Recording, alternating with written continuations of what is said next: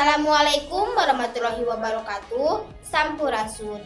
Wilajeng enjing permisa sadayana. Alhamdulillah dina denget ayeuna arurang tiasa patepang lawung kangge ngabagi warta Sunda. Tepang deui sareng simkuring sani, Simkuring Maya dina program Warta Sunda.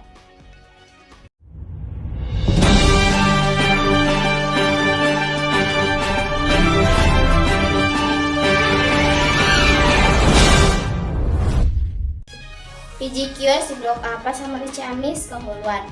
Kue Kemis tanggal 27 bulan 2 2025. Kira-kira jam 18.00 WIB. Ayeuna Dinas Pemadam Kebakaran Ciamis masih keneh maleuman sini.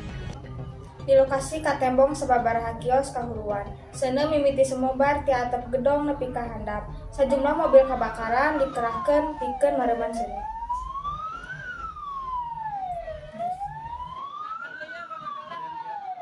Saranjang hujan gede, seuneu terus hurung jeung ngaduruk sabaraha warung. Tatelan hea warga anu nyesikeun kahuruan Pasar Manis Ciamis. Lumasar kana katerangan, kahuruan di Blok A Pasar Manis Ciamis diduga disebabkeun ku korslet listrik serta kios anu kahuruan nyaeta sandang jeung kios sejeuna.